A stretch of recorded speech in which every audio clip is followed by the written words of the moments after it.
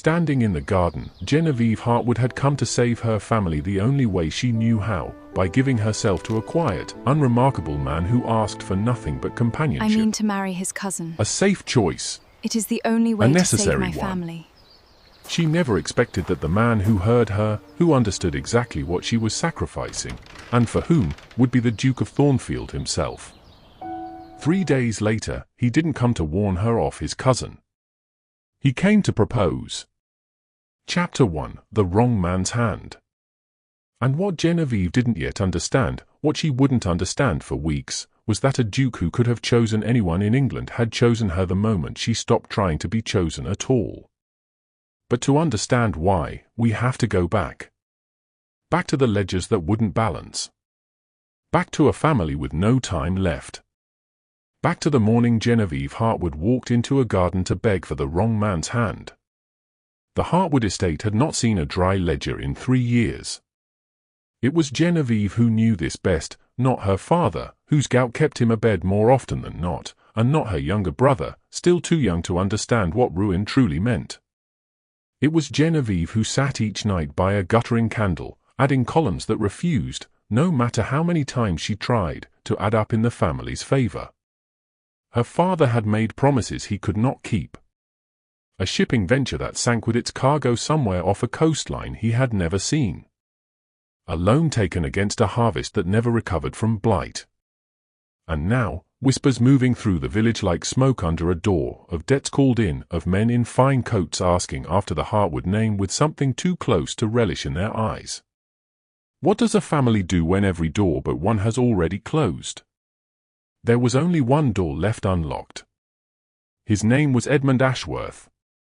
Cousin to the Duke of Thornfield, Mr. Ashworth was a man of quiet means and quieter temperament, not the sort of man who commanded a room, but the sort who remembered, without being asked, that Genevieve took her tea without sugar, and that her younger brother loved nothing more than stories of the sea. He had called on the family twice that spring. Pleasant. Unremarkable. Safe. He was not a man Genevieve loved. But love, she had come to understand, was a luxury afforded to women whose fathers had not gambled away the roof over their heads. The night everything changed, her father did not shout, as he sometimes did when the weight of it all became too much to carry quietly. He simply sat by the fire, grey-faced, his hands trembling in a way she had never seen before, and told her there was no more time. Without an alliance, without something, the estate would be seized within the month. Genevieve did not weep. She did not argue. She went upstairs, sat at her writing desk, and began, for the first time in her life, to plan a proposal that was not hers to make. Because custom said a lady did not propose. A lady waited, patient, decorative, hopeful, to be asked. But custom, Genevieve had long since decided, was a comfort reserved for families who still had the luxury of waiting. Hers did not. She thought of Edmund Ashworth's kind, unremarkable face, and told herself that kindness, in the end, might be worth more than passion. That safety might be worth more than a love story. Was she wrong to believe it? Or was she simply the only one in her family brave enough to admit what needed to be done? She rehearsed the words a dozen times that night, whispering them into the dark until they no longer trembled on her tongue. I esteem you, Mr. Ashworth. I believe we might build a contented life together. I am asking, begging, if you require the word, for your hand. Begging. She turned the word over in her mind long after the candle had burned low. It was not a word she had ever expected to use in earnest. And yet there it was, waiting for her, the only word honest enough for what she was about to do. She did not sleep much that night. How could she, knowing that by morning she would walk into a garden and offer herself, plainly, without artifice, to a man she did not love, in exchange for the one thing she could not live without, her family's survival? Morning came grey and cool, the kind of light that made everything look softer than it truly was. Genevieve dressed carefully, though she could not have said why it mattered, perhaps because some small, stubborn part of her still wished to be looked at kindly, even in a moment built entirely on necessity rather than romance. She did not tell her father where she was going. She did not tell her brother. She told no one, because there was no version of this morning that could be explained without exposing the truth she had guarded so carefully that the Heartwood name, once spoken with respect, now brought them little more than pity and time. The walk to Thornfield was not long, but it felt, that morning, endless. Every step closer to the garden gate was a step further from the girl who had once believed marriage might be born of something softer than survival. She thought of her mother, gone 5 winters now, and wondered, not for the first time, what she would have said, watching her daughter walk toward a proposal instead of waiting for one. Would she have called it courage? Or would she have called it surrender dressed in a fine wool cloak? Genevieve did not know. She only knew that she had run out of other choices, and that a woman with no choices left could not afford the indulgence of wondering what love was supposed to feel like. The garden gate came into view at last, iron and ivy-laced, and beyond it, the quiet path where Mr. Ashworth was known to walk every morning, rain or shine, alone with his thoughts. She stopped just outside it, her hand resting on the cool metal, her rehearsed words sitting heavy and ready on her tongue. What does a woman do when love was never the question to begin with, only survival, and the quiet, aching hope that survival might one day learn to feel like something more? Genevieve Heartwood drew a slow breath, steadied the tremor in her hands, and stepped through the gate. She did not yet know that someone else was walking that same garden path that morning. She did not yet know that the words she was about to speak, meant only for Edmund Ashworth, were about to be heard by a man who would change everything. Chapter 2. Overheard. Edmund Ashworth was exactly where he always was that time of morning, walking the garden path alone, hands clasped behind his back, his thoughts, as ever, unhurried. He did not hear her approach until she was nearly upon him. When he turned and saw her standing there, color high in her cheeks despite the cool air, something in his expression softened with the particular gentleness of a man who noticed more than he ever said aloud. "Miss Heartwood." He inclined his head. "I did not expect company this morning." Genevieve had rehearsed this moment so many times in the dark of her room that the words nearly delivered themselves. Nearly. Standing before him now, she found her carefully built composure required more effort to hold than she had anticipated. "Mr. Ashworth. Forgive the intrusion. I wondered if I might speak with you, plainly, if you'll permit it." He gestured to the path ahead, and they began to walk, the gravel crunching beneath them in the quiet. How does a woman find the courage to say aloud what she has only ever whispered to an empty room? "I have come to know you these past months," she began, her voice steady in a way that surprised even her, "and I have found you to be a man of good character. Patient. Considerate. The sort of man whose company does not tire a person, but settles them." Edmund said nothing, though his gaze remained on her, attentive. "I believe," she continued, "that you and I might build a contented life together, Mr. Ashworth. A quiet one, perhaps, but a good one." She paused, and here was the part she had rehearsed until the words no longer shook. "I am asking for your hand. Begging, if you require the word for it." The garden seemed to hold its breath around her. Edmund stopped walking. For a long moment, he studied her with an expression she could not quite name, not shock, not offense, but something closer to quiet understanding, as though he had suspected this conversation might come long before she'd found the courage to start it. "Miss Heartwood," he said gently, "you do me a great honor. But may I ask, is this a matter of the heart or a matter of circumstance?" The question landed closer to the truth than she had prepared for. She had not told him about the ledgers, about the debts closing in like a tide she could no longer hold back, about the men in fine coats who had begun asking after her father's name in the village. Pride would not allow it. And yet here he was, asking the one question she had hoped to avoid. What does a woman say when the truth is too heavy to speak aloud, and a lie feels like the only kindness left to offer? "Does it matter," she said carefully, "so long as the life we build together is a good one?" Edmund did not press her further. He was not, she would come to understand, a man who pressed anyone for anything. And perhaps that was precisely why she had chosen him, because he asked for nothing, and therefore could never be disappointed by what she had to give. "I will think on it," he said, kindly. "You deserve a thoughtful answer, not a hurried one." It was not a yes. But neither was it a no. And for a woman with no time left to spare, even uncertainty felt, in that moment, like something to hold on to. What neither Genevieve nor Edmund realized, what neither of them could have known, was that they were not alone in the garden that morning. Several paces back, obscured by a hedge of overgrown roses, stood a man who had not meant to overhear anything at all. Cassian Thornfield, Duke of Thornfield, had risen early, as was his habit, to walk the same garden path he walked every morning before the household stirred. He had not expected company. He certainly had not expected to come upon his cousin mid-conversation with a young woman whose voice, steady, deliberate, and just a little too rehearsed, carried further than she likely intended. He had not meant to listen. But once he understood what he was hearing, he found he could not make himself walk away. He heard a woman offer herself, plainly and without artifice, to a man she did not love, not out of ambition, not out of vanity, but out of something that sounded, beneath its careful composure, very much like desperation. He heard her omit the reason. He heard her ask for nothing but a good life, when it was clear, even to a stranger listening from behind a rose hedge, that she was asking for far more than that. She was asking to be saved. What does a man do with a truth he was never meant to hear? Cassian did not move.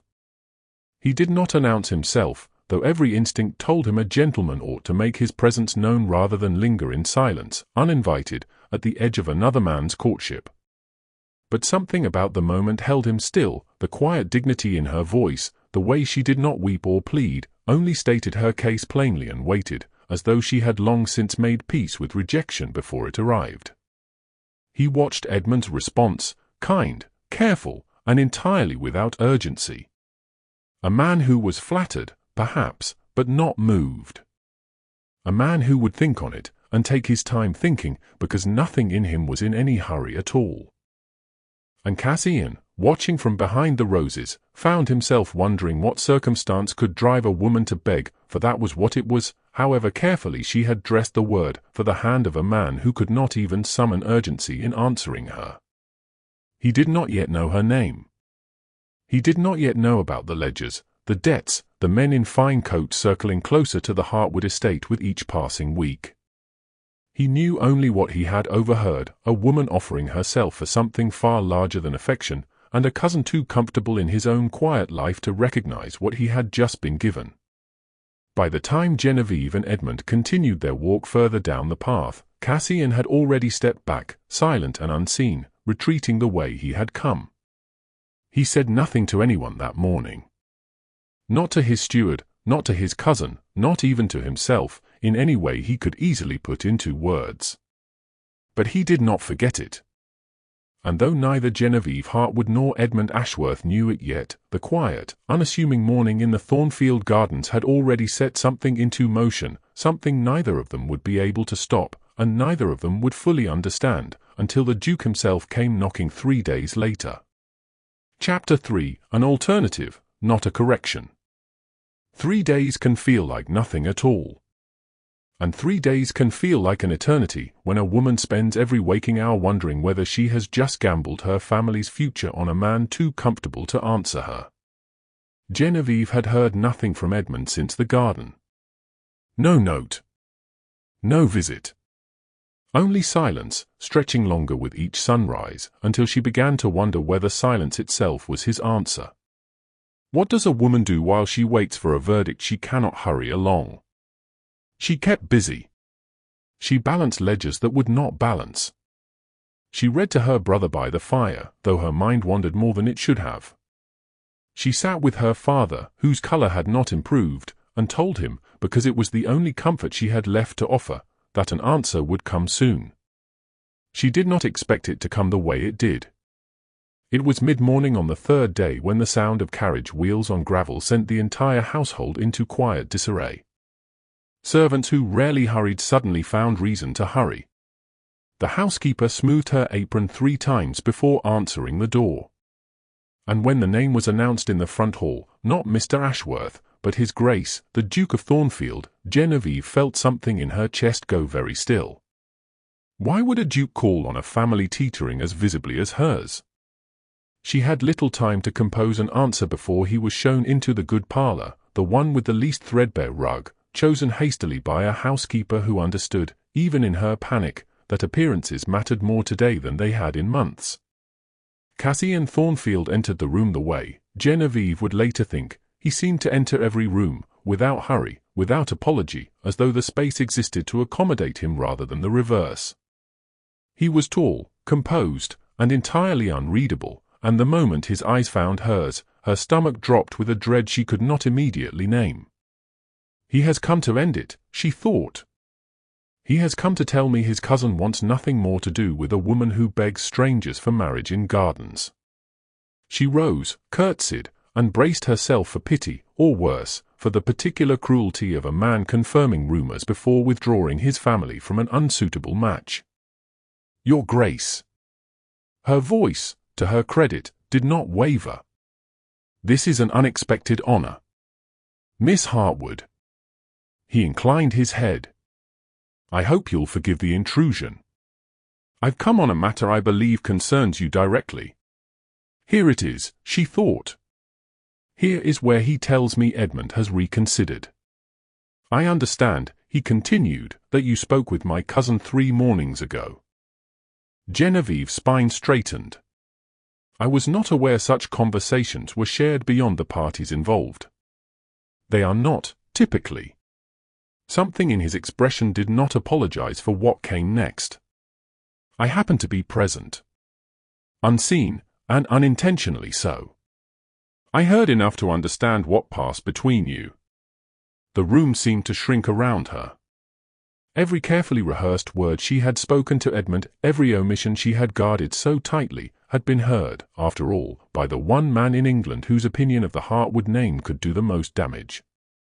What does a woman say when the truth she tried so hard to protect has already been laid bare before someone else? Then you understand, she said carefully, that it was a private matter, Your Grace, and not one I intended for wider audience. I do understand that.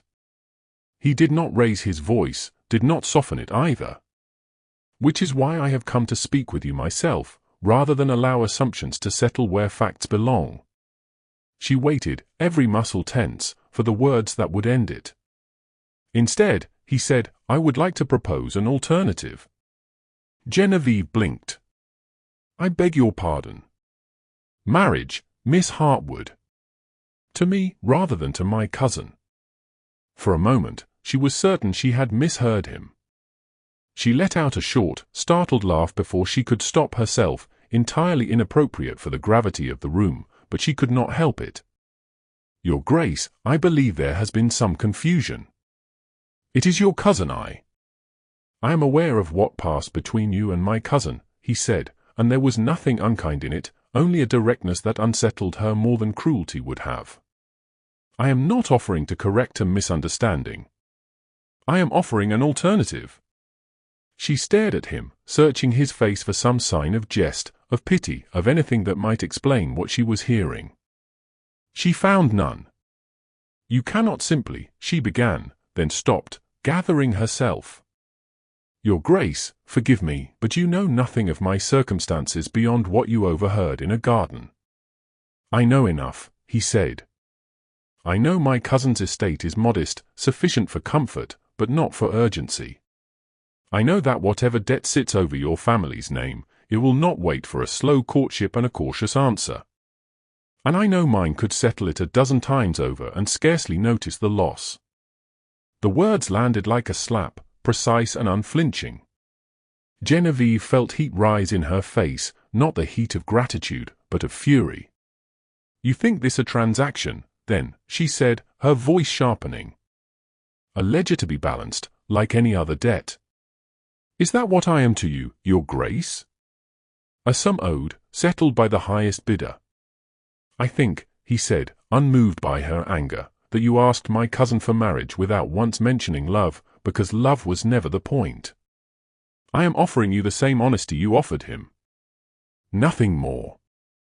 And you believe that makes it easier to accept? I believe it makes it true, he said. Whether that is easier is not for me to decide. Genevieve stood in the center of the good parlor, chest tight with an anger she could not fully name, because beneath it, quieter and far more dangerous, was the unbearable sense that he had seen her plainly, without illusion, in a way no one else ever had. Is it worse to be pitied, or to be seen exactly as you are?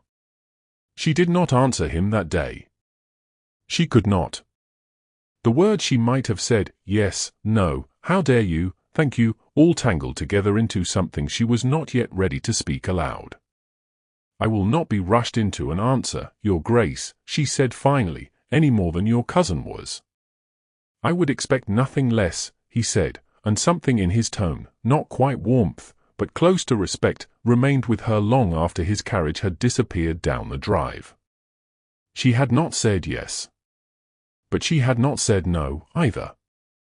And as she stood alone in the parlor, the echo of his words settling over her like something she could not yet name, Genevieve Hartwood began to wonder, for the first time, whether being seen plainly might be its own kind of danger, one far harder to refuse than any proposal born of pity.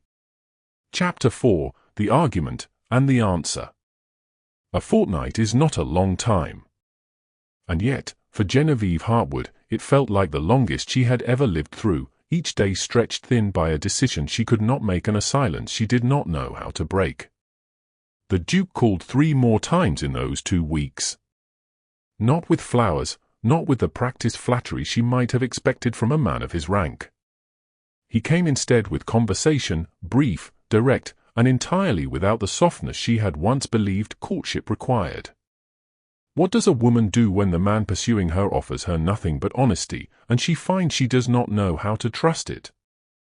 On his second visit, they walked the length of the Hartwood gardens, modest as they were compared to Thornfield's.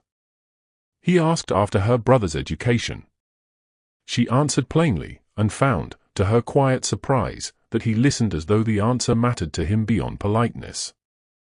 On his third visit, he brought no proposal, no renewed pressure for an answer, only an account of a tenant dispute he had settled that week, told with such dry precision that she laughed before she realized she had let her guard down enough to do so. It was on his 4th visit that the argument came. They were alone in the parlor, the housekeeper having stepped out to see to the tea, when Genevieve, emboldened by 2 weeks of turning his words over in her mind until they had worn a groove into her thoughts, finally said what she had been holding back since the day he first proposed. You still have not answered me plainly, Your Grace. He looked up. Answered what? Whether I am a woman to you, or a transaction to be settled. You speak of debts cleared, of estates that can and cannot bear the weight of my family's ruin. You have never once spoken of anything beyond arithmetic. Something shifted in his expression, not offense, but the flicker of a man unaccustomed to being challenged so directly. Would you prefer I lie to you? He asked. Dress this in sentiment I do not yet feel, simply to spare you the discomfort of plain speech. I would prefer, she said, voice rising despite herself, that you tell me whether you see a person before you, or merely a solution to a problem you happen to overhear in a garden. Is it braver to demand the truth, or easier to accept a comfortable silence instead? For a long moment, he said nothing. And when he finally spoke, his voice had lost none of its steadiness, but something beneath it had changed. I have thought of little else since that morning, he said. Not the debts, Miss Hartwood. You. The way you spoke to my cousin without once asking for pity. The way you have spoken to me these past 2 weeks without once asking for my approval. I did not offer marriage because I calculated you were a debt worth settling. I offered it because I have not been able to stop thinking of a woman brave enough to beg for her family's survival, and too proud to admit that was what she was doing. Genevieve's breath caught. Whatever answer she had braced herself for, it had not been this. That is the first time, she said quietly, you have said anything that was not arithmetic. Perhaps, he said, I did not know how to say it plainly until you demanded that I try. He did not retreat from her anger. He had not retreated from any of it, not her suspicion, not her pride, not the accusation that he saw her as nothing more than a sum to be resolved. And it was that, more than anything he had said, that lodged itself somewhere Genevieve could not easily dislodge. She did not give him an answer that day either. But something had shifted between them, quiet, unspoken, and impossible to undo. It was 2 days later that she sought out Edmund. She found him, as always, walking the same garden path, and this time it was she who approached without rehearsed words, only the truth she owed him. "I must ask you something," she said, "and I would have you answer honestly." Edmund inclined his head, unsurprised, as though he had been waiting for this conversation since the morning she first proposed. "Did you ever intend to accept me?" He was quiet for a moment, choosing his words with the same unhurried care he chose everything. "I esteemed you, Miss Hartwood. I still do. But if I am honest, and you have asked for honesty, I never wanted a wife in the fullest sense. Only a companion. Someone to share a quiet life with, without the burdens marriage often demands beyond companionship. And you knew this," she said slowly, "and yet you did not refuse me outright." "I did not wish to wound you," he admitted. "But I suspect, Miss Hartwood, that my cousin wants a good deal more from you than companionship. I have seen the way he speaks of you when he does not know I am listening. I do not believe I could give you what he already seems prepared to. What does a woman do, upon learning that the safe choice was never truly a choice at all, only a door that had been closing on her long before she noticed?" Genevieve walked home slowly that afternoon, Edmund's words settling over her with a clarity she had not expected. She had spent so long believing herself unremarkable, a name attached to debts, a daughter managed and married off in her own private calculations, valued only for what her hand might secure. She had gone to Edmund because he was safe, because safety had felt, for so long, like the only thing left available to her. But safety, she realized now, was not the same as being chosen. That evening, alone in her room, candle burned low as it always seemed to be, Genevieve allowed herself, for the first time, to sit with the truth Edmund had handed her. The Duke had not seen a transaction in that garden 3 weeks ago. He had seen her, plainly, without artifice, exactly as she was, and had not looked away. What does it feel like, to be chosen plainly, for the first time in a life spent believing yourself merely useful? She did not have the words for it, not fully. But she knew, with a certainty that startled her, what her answer would be. The following morning, before she could talk herself out of it, Genevieve Hartwood called for a carriage to Thornfield. She did not rehearse her words this time. She did not need to. When she was shown into his study and he rose to meet her, startled by the unannounced visit, she said only 4 words, plain, unpolished, and entirely her own. "Your Grace." "My answer's yes." Chapter 5, What Neither of Them Said. Weddings, in families like the Hartwoods, were meant to be occasions of celebration, music, flowers, a hall full of guests come to witness a match well made. But Genevieve's wedding was none of these things, and she found, standing before the vicar on a quiet grey morning, that she did not mind at all.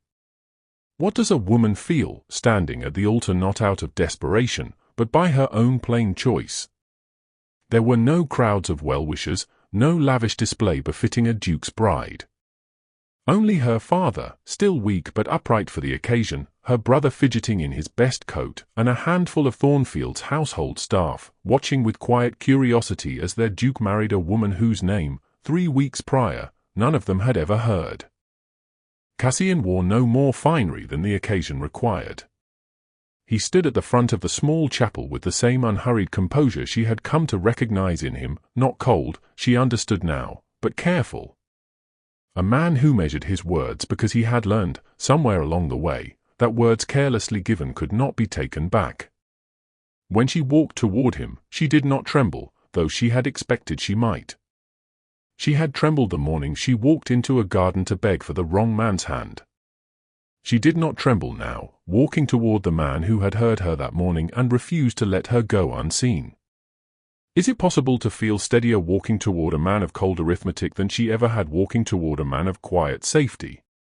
The vows were brief, unembellished. Cassian spoke his plainly, without flourish, the same directness he had offered her in every conversation since the parlor. Genevieve found, when it came her turn, that she needed no rehearsed words this time either. The truth, she had learned, required none. By the time the vicar pronounced them wed, there had been no tears, no swelling music, no grand display. Only two people who had arrived at this altar by the strangest and least sentimental of paths, and who now stood, quietly, on the other side of it. The ledgers were settled within the week. It was handled, as Cassian had promised, without ceremony, a quiet transfer of funds, a quiet word to the men in fine coats who had circled the Heartwood name for months, a quiet end to the fear that had kept Genevieve awake so many nights, adding columns that would never again need adding by candlelight. Her father's color returned, slowly, as the weight lifted from him. Her brother no longer flinched at the sound of carriage wheels on the drive, uncertain whether they carried a friend or a creditor. What does it feel like to watch a family exhale after holding its breath for 3 long years? Genevieve would remember, long after, the morning her father took her hand and said nothing at all, because there was nothing left to say that gratitude could properly hold. She would remember her brother, finally free to be simply a boy again, no longer burdened with knowledge no child should carry. These were the moments the ledgers had brought back. Not luxury. Not standing.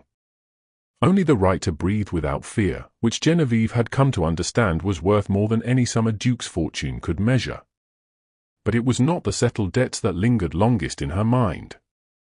It was a question, unspoken on her wedding day, and unspoken still, weeks into her marriage, that followed her quietly through the halls of Thornfield like something not quite ready to be given words. Why had he chosen her? She had asked him once, in the earliest days of their courtship, and he had answered with arithmetic, debts cleared, estates compared, an alternative offered rather than a correction made. But arithmetic, she now understood, had never been the whole truth. Not after the parlor. Not after the argument neither of them had backed down from. Not after he had told her, plainly, that he had not been able to stop thinking of a woman brave enough to beg for her family's survival, and too proud to admit that was what she was doing. A duke who could have chosen any woman in England, any fortune, any family, any conveniently uncomplicated bride, had instead chosen the one woman who had walked into a garden that morning expecting nothing at all for herself. What does a man see in a woman who has stopped trying to be seen? Neither of them spoke of it on their wedding day. Perhaps because some truths did not need voicing to be understood.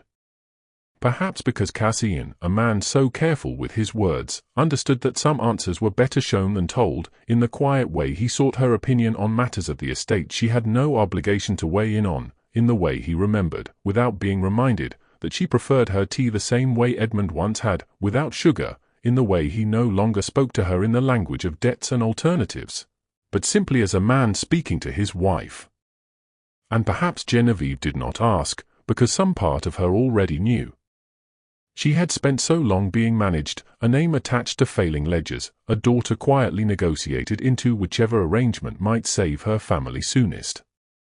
She had gone to Edmund because he was safe, and safety had felt, for years, like the only inheritance left to her. But safety, she had come to learn, was not the same as being chosen.